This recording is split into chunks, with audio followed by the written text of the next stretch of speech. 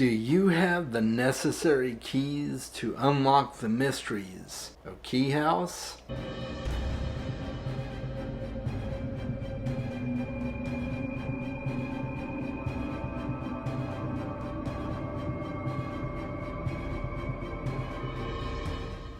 Welcome back to the channel, Book Dragons. I'm really glad you're here with me today.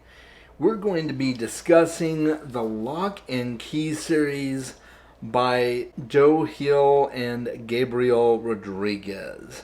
This is a graphic novel series, and the particular one that I got is in 3 master volumes. Volume 1, which includes the stories Welcome to Lovecraft and Head Games. Volume 2, which includes the stories Crown of Shadows and Keys to the Kingdom. And Volume 3, which includes the final 2 segments, Clockworks and Alpha and Omega. So these 3 comprise the main series of Locke and Key.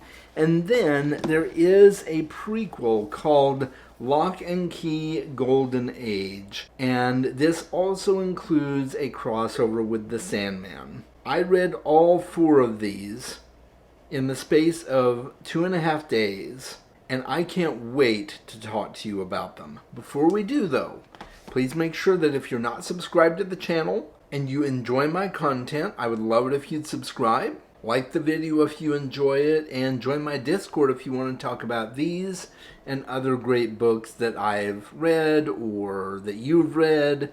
I would love to have that discussion there with you, okay? So the Locke and Key graphic novel series follows the Locke family. No surprise, right? And they moved to a small town called Lovecraft in Massachusetts, following the mysterious murder of their husband and father, Rendell Locke. And Rendell Locke comes from a long line of members of the Locke family who own a large mansion called Key House in Lovecraft, Massachusetts. And so the family is moving to this small town where they don't know anybody, they're going to new schools, they're trying to make connections, and all the while trying to deal with the death of Rendell Locke. And Rendell's brother, Duncan, is kind of helping the family settle in. And there's lots of turmoil going on with the family, with dealing with the death of Rendell, as well as Mrs. Locke's coping mechanism, which tends to be her raging alcoholism. And so there's all of these things that are making life very difficult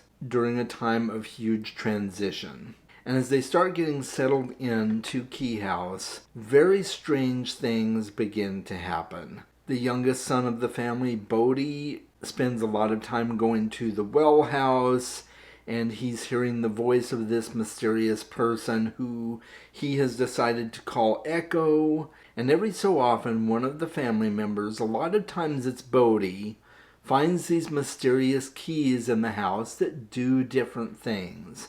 It might be the head key, which unlocks your brain so you can take things out and put things in. It might be the ghost key, where if you use it, you can become a ghost for a day. It might be a key that allows you to open a cabinet that will repair whatever you find that is broken. So there's a lot of different keys that have different magical abilities, and it's just fascinating to see how each one functions a bit differently. But there are people in this game who are trying to get a hold of all the keys so that they can amass power and start taking control of this world, because there are certain people that have been infected by beings from another dimension. And how these beings got in this world in the first place goes all the way back to when Rendell was in high school, and he and his friends were goofing around and meddling with things that they probably should not have been meddling in. And so the mysteries begin to unfold as each of these keys are found, and the Locke family begins to meet some of these otherworldly beings. It's a very compelling story extremely well thought out and well plotted. I just had a blast reading it. And of course, I did know going into it the basic plot of the story because I watched the Netflix adaptation before I started reading the graphic novels.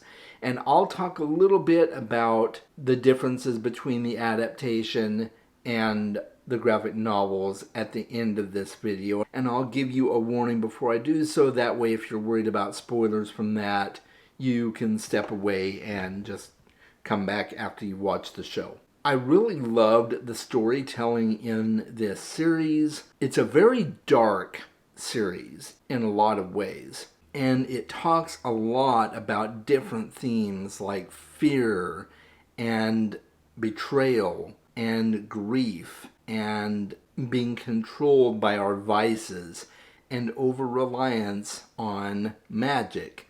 And there's all of these things that are coming into play that this series deals with, and I think it's dealt with in a really, really compelling way, especially in the development of Mrs. Locke's character because of her alcoholism. It very painfully details how that's affecting not only her, but her children and other people around her, and seeing how the kids begin to use some of the keys to be able to cope with everything that life is throwing at them. Not only their mother's alcoholism, but the grief and utter despair that they have with dealing with the death of their father and fitting in a new school and new friend groups, trying to use the magic of the keys to make life better for themselves. So I thought that was really well done. Just a really thorough job of dealing with the issues that come up in a story like this. One of the things that they have to deal with, for instance, is finding a key that allows them to go back in time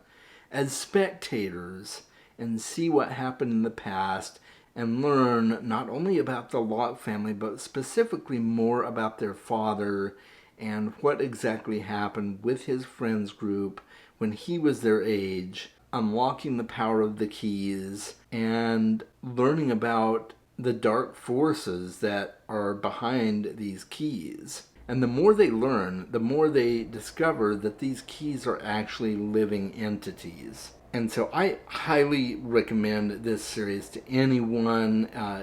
Just keep in mind it is dark. There's a lot of language. If language isn't your thing, it deals with a lot of heavy issues. It's very, very gritty and dismal at times. But there's also a thin thread of hope that is woven throughout the story. And one thing that I thought was really cool, as I finished the series and went into Golden Age, it tells the story of some of the original Locks, the original owners of Key House, and how they came to start making some of the keys. And this was a much more positive outlook on the keys. It was kind of new and fresh to them. They'd figured out some things that they could use the keys for, but it was all for positive things. It was all for ways that they could better themselves in society. One of the Locke children is very ill of health, close to his death, and they figure out a way to take him to a place where he is separate and able to be away from pain. And so they use the keys for things like that. And then toward the end of the story, there is the crossover with The Sandman. So if you have not read The Sandman by Neil Gaiman, I highly recommend it. Absolutely phenomenal series. But it was kind of neat to see the tie-in. And you only really have to have read the first 2, maybe 3 issues of the Sandman graphic novels to kind of know what happens at the end of Locke and Key Golden Age. One of the Locke daughters, who is now all grown up, wants to rescue her brother from hell, and what better way to do it than commandeering the mask of the Sandman that will allow her to gain entry into hell. It's just this weird, off-the-wall journey into chaos fostered by the collaboration between Neil Gaiman and Joe Hill. It's just really, really well done, and I highly recommend it. I absolutely loved it. So, I would say for this series, there's not really any cons. They were quick reads. Like I said, it took me just a little over a couple of days to read all four. And it's just a really unique and interesting story. If you like fantasy, if you like mysterious houses, if you like haunted houses, because there is some of that here, this book is going to be right up your alley. There's a lot of Lovecraftian tie-ins to it. There's some steampunk and clockwork elements included in it. So it's just kind of a smorgasbord of different tropes that all work together fantastically. If you're a fan of the TV series on Netflix, I think you're going to love the graphic novel series. As far as my tier rank for this series, I put it in my soaring tier. Absolutely. It absolutely soared for me. I had such a blast reading it. And I think you will too. We spoke briefly about the TV show on Netflix, so I'm going to go ahead and briefly talk about some differences between that and the graphic novels, okay? So if you're worried about spoilers, you can go ahead and step away now. I don't think there's going to be any major spoilers, but if you're worried about it, go ahead, okay? Are we all set? All right. The TV show is definitely based on the Locke and Key graphic novel series, but I would say it's kind of a loose adaptation in some ways. The characters are the same for the most part. There's a few changes with some of the characters, but overall that all stays the same. The way the keys work is the same for the most part. The only difference is in the graphic novels, they just randomly start running across these keys, whereas in the show the keys whisper to them, specifically to Bodhi. Being that he's the youngest, they tend to seek Bodhi out, and they tend to whisper to him, which I thought was a neat change, because the keys are technically made from living entities, so they kind of have a mind of their own, and so with them whispering to Bodhi, I thought that was a cool change.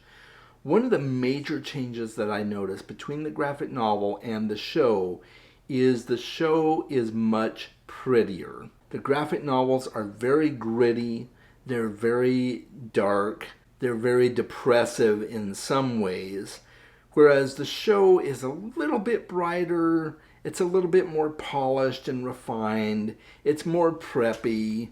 You know, all of the students at the high school look good, they're all dressed pretty fine, and they all strike you as anywhere from upper middle class to rich people.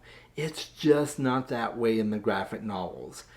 A lot of these characters are gritty and dark themselves. One example would be that in the show, Duncan and his husband are very much your standard upper middle class couple, whereas in the graphic novel, Duncan is kind of a struggling artist and his husband is kind of this really gruff, abrasive person tending toward alcohol abuse himself. So a lot of the characters are actually quite a bit different in the graphic novels. I think that was the biggest change that I saw between the show and the graphic novel. One thing that I think is really cool is in the show, there is a miniature model of Key House that can be operated by a specific key, and that is actually from Golden Age. It was not in the original 3 Locke and Key graphic novels. They pulled it from Golden Age, albeit in a different way, because they did not adapt Golden Age in its entirety. They adapted elements of it, but they didn't use all of it. And so I thought that was kind of interesting after I read the graphic novel and read Golden Age to see, oh, you know, the model of Key House is not actually in the original 3 graphic novels. So I thought that was pretty cool that they went ahead and pulled that out of there. I was kind of disappointed that they didn't decide to do the Sandman crossover, especially with Netflix being the home of the Sandman series as well. I thought that would have been really cool to see that crossover, but they decided not to do it, and that's okay. Oh, and there's also one more thing. In the show, Mrs. Locke is actually a recovering alcoholic. She's recovering now, she's stopped drinking, which I thought was really cool, even though the story behind her abuse of alcohol in the graphic novel was very well done, and it dealt with a lot of really good stuff. I think they were able to deal with those things in the show as well, but to kind of put more of a positive spin on it. You know, they were trying to cater to a little bit wider audience, you know, bring in some teenage audiences as well for that. So I get why they made the change, and I think it worked quite well. Overall, I'm a huge fan of the show as well, and I highly recommend anyone to watch it. But if you can, read the graphic novels first before you engage in the show. And that's all I've got to say, guys. Let me know what you think about the graphic novel series as well as the show. If you've watched it, let me know. I would love to know what you think. And until next time, guys, make sure you're reading more books. I'll talk with you soon.